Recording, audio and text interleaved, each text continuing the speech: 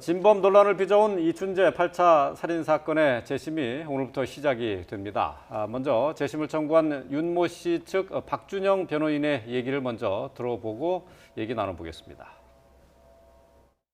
먼저 신속하게 결정 내려주셔서 정말 감사합니다. 앞으로 재심 절차에서는 당시 수사와 재판의 문제점이 충분히 드러나도록 최선 다하겠습니다. 이춘재는 저희 증인 신청할 거고요.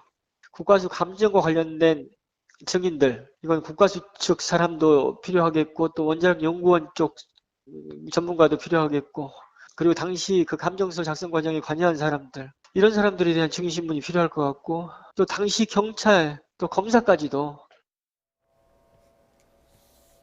네, 재심 결정이 나고 난 뒤에 박준영 변호사의 소감을 들었던 부분을 다시 한번 들어봤는데요. 오늘 재심 결정 이후에 이제 첫 재판입니다. 네. 역시 뭐 다른 재판과 똑같이 진행이 되는 거죠? 네, 그러니까 오늘 이제 첫 번째 공판 준비기일이 이제 되는 것이고요. 공판 준비기일에서는 이제 변호인 측과 검찰 측에서 향후에 어떻게 입증을 할 것인가 이런 입증 계획을 물어보고 또 증인이라든지 증거를 어떻게 핵심적으로 제출할 것인가 이런 것들을 물어보는데 지금 이 윤 씨 측의 변호인 이 박준영 변호사 측에서는 이제 관련되어서 그 당시에 검찰이라든지 경찰의 수사관이라든지 아니면 그 당시 국가수와 관련된 여러 연구원들도 증인으로 신청할 예정이다라고 이제 알려지고 있어서 오늘 이제 재판이 끝나면 향후의 재판 일정이라든지 핵심 증인들을 알 수 있을 것으로 보입니다. 네. 오늘이 그러니까 공판 준비 기일이니까 이춘재는 뭐 증인으로 나오거나 이러진 않는 네, 거잖아요. 오늘은 안 나올 것 같고요. 예. 윤 씨 측은 이제 오늘 출석을 하고 싶다 이렇게 밝혀서 윤 씨 측은 출석을 할 것으로 예상이 됩니다. 예. 네. 그럼 어쨌든 앞으로 있을 재판에서는 이춘재가 증인으로 나올 수밖에 없는 상황인 거죠. 이제 재심 개시 결정은 났잖아요. 네. 그러니까 이제부터 하는 것은 이제 재심과 관련된 재판이기 때문에 과연 정말 윤 씨가 무죄인지 여부를 이제 판단을 해야 돼요. 네네. 근데 이제 재심은 무죄인지 여부가 정말 확실한 무죄의 증거가 있을 때인데 이 확실한 무죄의 증거가 지금은 이춘재의 자백이죠. 자백이죠. 예. 이춘재의 자백은 이제까지 알려진 언론 보도에 따르면 정말 진범이 아니면 알 수 없는 그 당시에 범행 현장에 그림을 그렸다거나 그 당시에 범인이 아니면 알 수 없는 그러한 알려지지 않은 그 기록 내에 있는 진술들을 하고 있다고 하고 있어요. 그럼 이춘재가 법정에 나서 그런 진술을 하고 있다라고 하면 지금 윤 씨의 무죄의 결정적인 증언이 되기 때문에 네. 아무래도 이춘재가 스스로 또 본인이 증인으로 나서겠다고 얘기를 했단 말이죠. 그래서 아무래도 증인으로 출석할 가능성이 높지 않나 이렇게 예상이 됩니다. 네. 뭐 이춘재뿐만 아니라 관심 가는 증인들이 더 있습니다. 당시 이제 가혹 행위를 했었던 것으로 알려져 있는 수사팀들도 역시 증언대에 서야 되지 않을까 싶은데요. 근데 이제 이 관련자들은 지금 반발하고 있는 것으로 알려져 있어요. 네, 그렇습니다. 이 재심 사건에서는 결국 두 가지를 봐야 합니다. 유죄의 증거가 된 부분들에 대해서 얼마나 허위의 조작이 있었는지, 물론 이제 이 중에 하나만 인정돼도 재심이 되지만요. 네. 두 번째로는 무죄라고 볼 수 있는 유력한 실제 다른 범인이 있는지도 봐야 하는데요. 지금 이제 박준영 변호인 측에서는 이 부분에 대해서 두 가지를 다 할 수 있도록 입증 증인을 신청하겠다라고 이야기를 하고 있고요. 특히나 이제 이 사건 같은 경우에는 이춘재라는 어떤 악마적인 범죄자의 범행일뿐만 아니라 국가적인 차원에서 어떻게 보면 무고한 사람을 범죄자로 만드는, 그것도 그냥 범죄자가 아니라 13살 소녀를 성폭행하고 살인한 중범죄자로 만든 사안이기 때문에 네. 이 사건은 단순하게 이제 무죄를 밝히는 것뿐만이 아니라 도대체 어떻게 무죄인 사람이 유죄로서 만들어져 가지고 갔는지에 대해서도 그 과정들이 어떻게 되는지를 밝히는 또 과정이 되어야 한다고 네네. 생각을 합니다. 그래서 이제 관련된 증인들에 대한 증인 신문들이 이루어지게 될 것이고요. 거기에 따라서 이제 시효나 이런 부분들이 지났기 때문에 처벌은 어렵다 할지라도 향후라도 이런 사건들이 반복되지 않도록 국가 차원에서 제도적인 차원에서 어떤 대책을 세워야 하는지를 논의하는 장이 열릴 것이라고 생각을 합니다.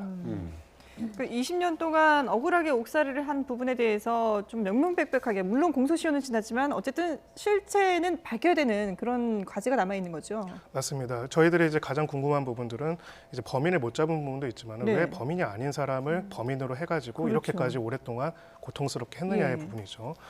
특히 국가가, 국민의 인권과 존엄성을 보호해야 하는 국가가 조직적으로 개입을 해가지고 증거를 조작해서 사람을 넣는다면은 사실은 누구나 그런 대상이 될 수가 있는 네네. 부분이 있습니다. 그렇기 때문에 이 재심 과정에서는 이제 당연하게 실제 진범이 누구인지 밝히는 것뿐만 아니라 어떻게 이 부분들이 구체적으로 어떻게 조작이 되는지, 또 중요한 부분들은 경찰만 조작했다고 해서 국가수만 조작했다고 해서 그것이 조작이 되는 건 아닙니다. 그것들을 검찰이 걸러내지 못하고 판사가 걸러내지 못하면 결국은 그런 문제가 발생을 하는 것이거든요. 그 단계별로 어디에서 어떤 문제점이 있는지를 밝히는 과정이 될 것이라고 생각을 합니다. 네. 뭐 이미 여러 차례 소개를 해드렸기 때문에 공소시효가 지나서 이게 무죄가 나더라도 어떤 뭐 다른 처벌을 할 수 있는 규정은 지금 없는 상황이에요. 하지만은 무죄가 난다고 하면은 형사 보상은 가능한 거죠. 네, 맞습니다. 그러니까 형사보상 및 명예회복에 관한 법률이 있는데 이 경우에 무죄, 재심 결정에서 무죄가 나면 형사보상이 가능합니다. 근데 형사보상 액수로 그 지난 세월을 보상할 수는 없겠지만 네. 이 법에서 정한 보상 액수를 말씀을 드리면 일일 기준으로 해서 그 당시에 최저임금의 최대 5배까지 지급이 가능하고 현재 최저임금으로 따지면은 한 34만 원? 근데 지금 19년 6개월이나 복역을 하셨어요. 그렇기 때문에 최대한 17억까지 형사보상 지급이 가능할 것으로 보이고요. 이 형사보상과 더불어서 만약에 여러 가지 그 당시에 뭐 수사기관의 강압수사라든지 이런 것이 국가가 제대로 이것을 관리하지 못했다라고 한다면 네. 국가에 대한 뭐 손해배상 청구 같은 것들도 추가적으로 뭐 고려는 가능할 것으로 보입니다. 고려는 가능하다는 거는 실제로 뭐 예를 들면 신청할 그 수 당시에 있는- 뭐 알았을 예. 때부터야 여러 가지 뭐 청구할 수 있는 기간이 있고요. 또 아. 형사보상을 받으면 그만큼의 액수가 또 거기서 감해지기 때문에 예. 또 국가가 그것을 어느 정도 알았는가, 국가의 직무집행에 관련되어 있는 여러 가지 뭐 그 책임을 어느 정도 질 수 있는지에 대한 또 범위가 있거든요. 아. 그런 부분들이 있어서 그 부분은 해당 그 형사보상 결과를 보고 네. 아. 추가적으로 예. 좀 판단을 해봐야 될 것으로 보입니다. 그러니까 이제 형사 보상은 당연히 국가에서 이제 지급을 해주는 거고요. 무죄 판결이 나면. 예, 네. 무죄 판결이 나면 지급해 주는 거고 그 외에 손해배상 소송도 청구가 가능하다. 네, 여러 가지 조건들이 있지만. 예. 네. 그리고 그 다음에 또 혹시 뭐 민사 소송도 가능합니까? 그러니까 그 민사소송이라고 하는 것은 그 당시에 불법 행위를 했던 수사관이라든지 예. 아니면 경찰 아니면 뭐 연구관들을 통해서도 가능합니다. 근데 이 그 민사소송 같은 경우에 또 소멸시효가 있어요. 그러니까 그 불법 행위로부터 10년, 안날로부터 3년이라 아직 안날로부터 3년이 안 지났으면 가능은 합니다만 네. 대부분은 그러한 공무원들이 잘못한 것은 국가기관이 공무원의 고용주잖아요. 사용주이기 예, 때문에 예. 여기에 대해서 관리감독 책임이 있습니다. 그 관리감독 책임을 제대로 하지 않은 것에 대해서 아까 말씀드린 국가를 상대로 한 손해배상 청구가 네네. 있기 때문에 대부분은 국가를 상대로 한 손해배상 청구를 먼저 해요. 예, 개인보다는 그렇죠. 국가가 더 배상의 여력이 많기 때문에 그래서 그런 부분들은 아마 이 형사보상의 결정이 나고 나면 네. 또 변호인들과 함께 대책을 세우지 않을까 이러한 예상은 됩니다. 그렇군요. 예. 알겠습니다. 자, 지금까지 최단비 원광대 법학전문대학원 교수 그리고 김성원 변호사와 함께 얘기 나눠봤습니다. 두 분 말씀 잘 들었습니다.